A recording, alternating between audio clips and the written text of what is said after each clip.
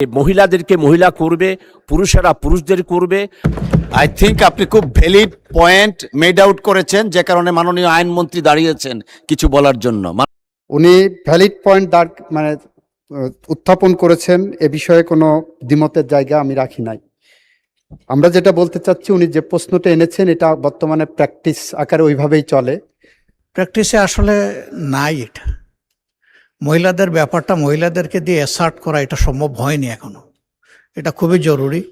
আমরা অনুরোধ করব যে এটাকে প্র্যাকটিসে আনা দরকার। বাকিটা উনি বলবেন এখন। স্পিকার, আমার মনের বড় জ্বালা হলো আমি 2004 সালেই এই বিলটা মহান সংসদে উত্থাপন করেছিলাম।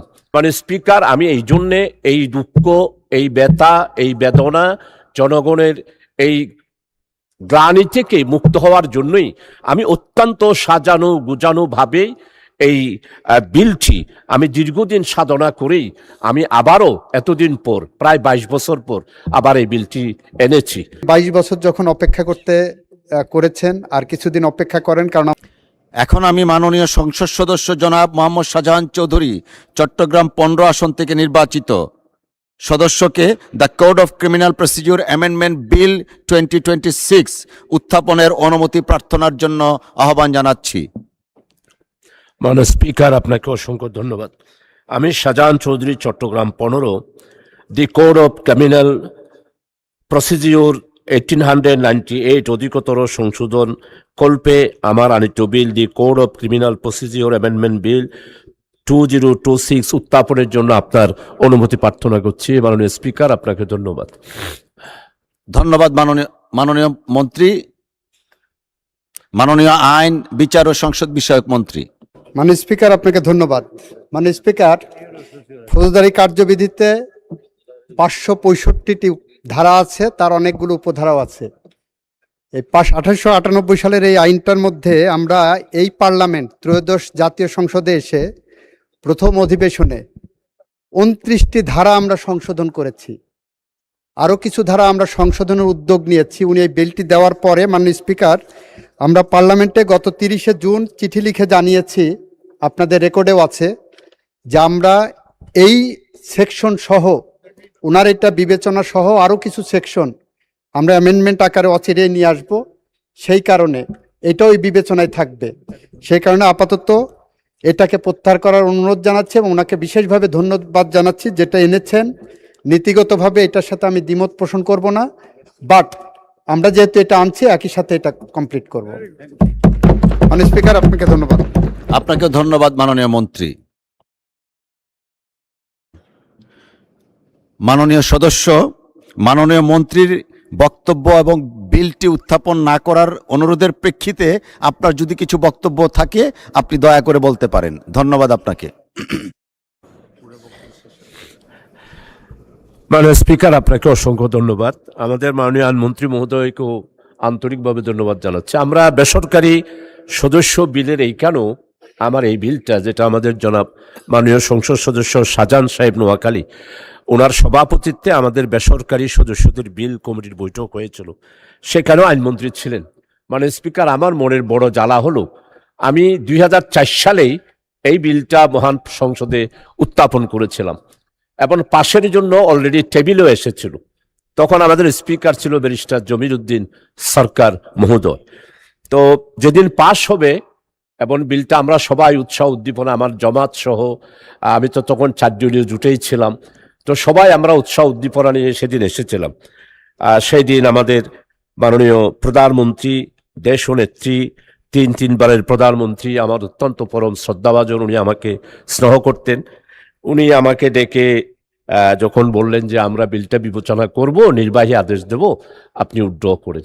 তো আমি সেই এটার পরিপ্রেক্ষিতে আমি উইথড্র করেছিলাম।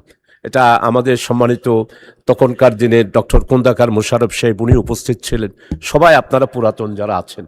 তো কিন্তু সেই যে 2004 সাল, আজকে 2026 সাল, এখনো পর্যন্ত আমি যে পোস্টমর্টম অ্যামেন্ডমেন্ট বিল, মাননীয় স্পিকার আপনি নিজেও জানেন, প্রতিদিন সড়ক দুর্ঘটনা, প্রতিদিন আমাদের বিষ প্রয়োগে মারা যাচ্ছে, পানিতে ডুবে মারা যাচ্ছে, নৌকায় ডুবিতে মারা যাচ্ছে। এদেরকে পোস্টমর্টম করার জন্য যখন আনা হয়, মাননীয় স্পিকার, কত যে জ্বালা, কত যে কষ্ট। একদিকে মৃত্যুবরণ, আর একদিকে তাদেরকে পোস্টমর্টম, আরেকদিকে তাদেরকে দাফন কাফন, এই সব জ্বালাতন থেকেই 1898 সালের আগেই এটা এই পোস্টমর্টম এই বিষয়টা তখনকার দিনও আইনটা ছিল।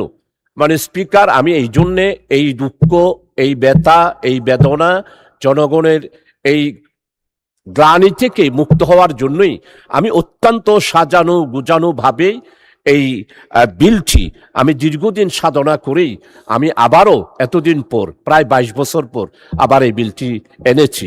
তো মাননীয় আইনমন্ত্রী যদি মেহরবানি করে এটাকে উড্র করার জন্য বলেছেন, আমি এটাকে অবশ্যই সম্মান করি এবং আপনাকে অবশ্যই সম্মানিত করব।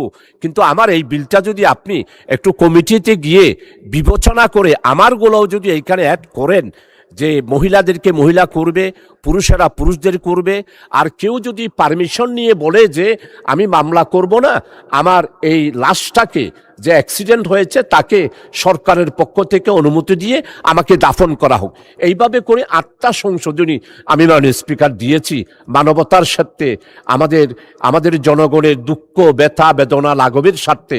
আমার এটা যদি বিবেচনায় নেন, কমিটিতে যদি বিবেচনার জন্য নেন, তাহলে আমি অত্যন্ত বাধিত হব মাননীয় স্পিকার। এটাই আমার পক্ষ থেকে আবেদন মাননীয় স্পিকার। আই থিঙ্ক আপনি খুব ভ্যালিড পয়েন্ট মেড আউট করেছেন, যে কারণে মাননীয় আইনমন্ত্রী দাঁড়িয়েছেন কিছু বলার জন্য। মাননীয় আইনমন্ত্রী। আপনাকে ধন্যবাদ, আপনার মাধ্যমে অন্য সংসদ সদস্যকে ধন্যবাদ। উনি ভ্যালিড পয়েন্ট উত্থাপন করেছেন, এ বিষয়ে কোনো দ্বিমতের জায়গা আমি রাখি নাই।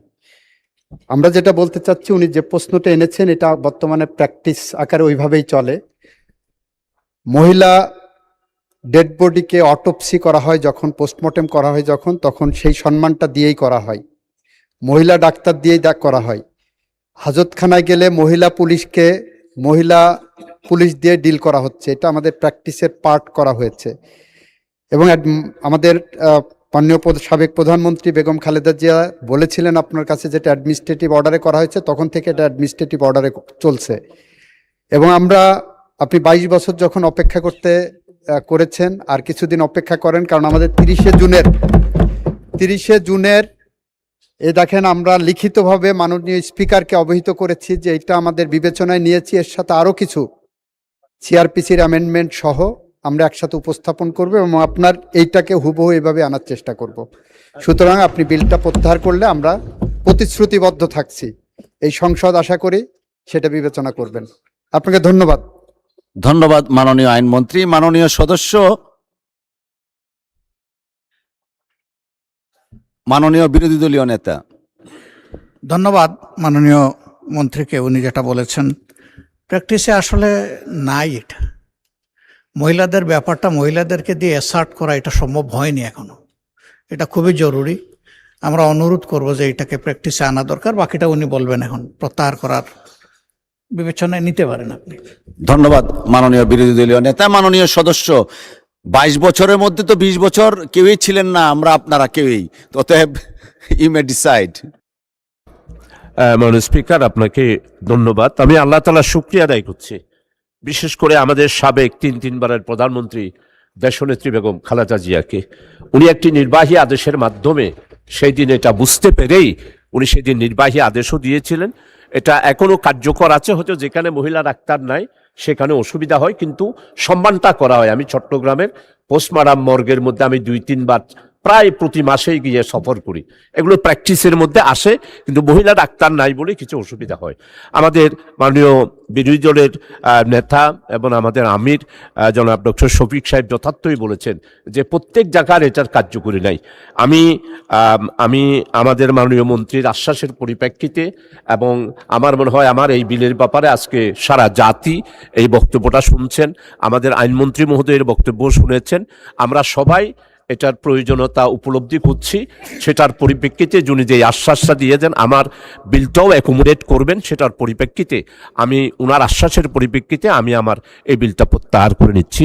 মাননীয় স্পিকার, আপনাকে অসংখ্য ধন্যবাদ।